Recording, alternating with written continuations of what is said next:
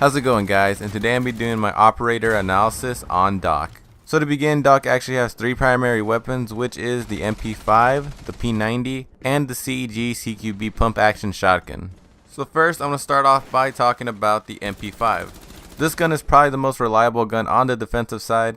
Out of all the guns I've used in Rainbow Six Siege, I think this gun probably gave me the most headshots out of all of them. It is by far the main reason I do main operators like Doc or Echo. The MP5 does have pretty decent damage and rate of fire, but what makes it really awesome is the fact that you could actually control the recoil pretty easy. Now for the attachments for my MP5, I do always pick a vertical grip and an ACOG scope. Now moving on to the P90, this gun is actually a good gun. A lot of people actually don't like it because of its recoil, but I think overall it is actually a good gun to use. So this gun actually is kind of hard to use when you first start using it, but once you get used to the actual recoil, it becomes a really efficient gun. So what I think makes this gun really good is the fact that it has a 50 round magazine with a crazy rate of fire. For attachments, I do run an ACOG scope, but if you guys can't handle the recoil, then switch it to a holographic sight. Now for Doc shotgun, it is pretty powerful, but it does pump kind of slow when you use it. But overall, the shotgun is one of the strongest in the game. However, I do recommend picking the MP5 because it is an awesome weapon. It is definitely a lot better to use than the shotgun. For my attachments on the shotgun, I do pick a vertical grip, and for the sights, I usually pick a red dot, but it doesn't really matter because it is a shotgun. Now for Doc's secondary weapons, he does have the P9 or the LFP revolver. So for his P9, it is a good pistol if you want a higher magazine size, but it does lack a lot of damage. Also, if you're not really good with your pistol aim, then this gun's probably for you because you have a lot more chance of shooting the enemy. Now moving on to Doc's LFP. So this thing does have amazing stopping power, but the biggest issue with it is that you could only put in 6 bullets at a time. So with this gun, you gotta be a little bit more patient with your shots, and if you're really good with using pistols, then this is probably the gun for you. Now for Doc's gadget, he has the choices between a deployable shield or barbed wire. So guys, if you are gonna play Doc, I do recommend picking a deployable shield because if you are Doc, you are gonna be in the room a lot of the time, so it's best to have cover if you don't have any inside the room. But if you notice that a lot of your teammates do not carry barbed wire, then it's not a bad idea to have some. And barbed wire could really help you out in a lot of situations, especially if the enemy team is trying to rush in the room. So Doc's gadget is his stim pistol. So with the stim pistol, you could actually do two things, which is heal you and your teammates. And you could also revive your teammates if they are downed. So each stim shot gives your teammate 40 points of health. So if a teammate is revived with the stim pistol shot, they do get 75 health when they are up. So Doc actually only gets 3 stim pistol shots per round, so it's really important to use them when you guys actually really need them. So one tactic I actually use when using the stim pistols is actually waiting until my teammates have below 40 health, because at that point they could get killed with 1 bullet. I say this because a lot of the assault rifles the attackers have around a max damage of 40. So if you and your teammates are able to survive 1 shot, it could actually win you the round sometimes. Also, if you're playing Doc, I do suggest that you save 1 stim pistol shot for yourself in case you get down. Also, if you keep getting shot and your health goes below 40 multiple times, it's not a bad idea to use all your stim pistol shots on yourself. So if your health is already at 100, you could actually upgrade your health to 140, but it actually does decline 1 health every 2 seconds until you hit 100 again. So now I'm going to be talking about Doc's role in the team. So Doc is one of the best persons to have inside the room. He does have that MP5, which is really good to hold angles inside the room. Also, since you do have those stim pistol shots, it is best to be near your teammates. So one thing you should always be looking out for is your teammates' health.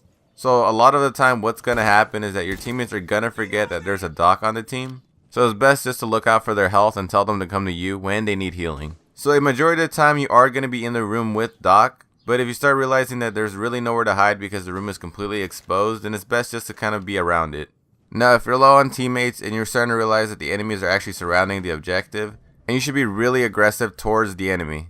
I say this mainly because it does help you out when it comes to numbers, because if you're aggressive on your enemies, you could take out a few before they start rushing you inside the room. Now it's going to sound pretty obvious, but if you are playing Doc, it's really important that you stay alive for the longest. I'm saying this for 2 reasons, one being that you need to stay alive in order to give your teammates those stim pistol shots, because if you die right away, that could have made the difference in the round if you healed your teammates. Now the second reason is that you are the pinpoint defender inside the room, so if you do die, it makes it a lot easier for the attacking team to come in. So if you die during the round really early, the attacking team most likely will notice that there's not many people in the room. So what may happen is that the attacking team might rush in since there are not many people inside the room, and the roamers might not be in the best position to come back in. Now I'm going to be going over some mistakes people make when they play Doc.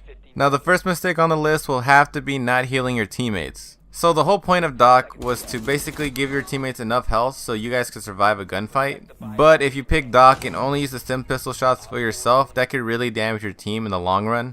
For example, if you guys had two teammates that were low on health and they died because of it, then it's really on Doc for not helping them out and giving them health. Now the second mistake on the list would have to be roaming with Doc. Honestly, there are way too many fast operators for Doc to be a roamer. And there's not enough pinpoint defenders like Doc to be inside the room, so kind of eliminating him from the room really hurts your team. Also, another big issue with roaming with Doc is the fact that your teammates can't really get to you if they need health. I've been in a lot of games where Doc was literally on the other side of the map and he couldn't even help us. So that's when you play Doc, it's really important just to stay in the room because that is his role, and I think that's the best way you could utilize him. Now the final mistake on the list would have to be not conserving your stim pistol shots. So what a lot of times I see Docs do is heal themselves once they only took around 10 to 20 damage. And I really don't recommend that. You guys should really wait until you take around 40% damage. That way you guys can have those stim pistol shots for those crucial moments. Now I'm gonna be rating Doc on 3 things, which is loadout, gadget, and team efficiency. Now for Doc's loadout, I'm gonna have to give him a 10 out of 10. Doc by far has one of the best loadouts for his character. I think all of Doc's primary weapons are great weapons to use. Especially the MP5, that gun's absolutely amazing for getting headshots. I also do like the P90, it is really efficient when killing up close. And Doc really has great variety when it comes to his sidearms. He has a really high powered revolver, and on top of that he has a low powered pistol with a lot of ammo. Also, Doc's barbed wire and deployable shield is both really good for him since he is going to be in the room most of the time. And this is why overall Doc gets a 10 out of 10 for his loadout. Now for Doc's gadget, I'm going to have to give him a 10 out of 10. So the best thing about Doc's gadget is that there's never a time you're not going to need it. So in almost every occasion, a teammate will get shot by the enemy at one point or another. And if most of your teammates' health is at a point where they could get one-shotted, then that's really bad for your team. But with Doc, that easily fixes that issue. Also, if it's the end of the round, you could easily boost your teammates' health up to 140. This gives you guys a better chance of winning that round. Also, Doc's gadget is for the whole team and not just himself, so that's why I think that his gadget gets a 10 out of 10. Now for Doc's team efficiency, I'm gonna have to give him a 10 out of 10. So overall, Doc is one of the best team players in the game. He really helps out his team by giving them those stim pistol shots, and on top of that, he is a really good pinpoint defender. We don't have a lot of defenders that could hold down a room like Doc. So in a lot of occasions, most people do not like to be inside the room, they love roaming. But people who play Doc usually hold down the room pretty well. And overall, I think he's just a really great support operator for the team. So that's why he gets a 10 out of 10 for his team efficiency. Adding all 3 scores up, Doc gets a 10 out of 10 for his overall score. Well, that's the end of the video. I hope you guys enjoyed watching. If you did, hit that like button. Also, if you want to check out more of my content, subscribe to my channel. And once again, guys, thanks for watching.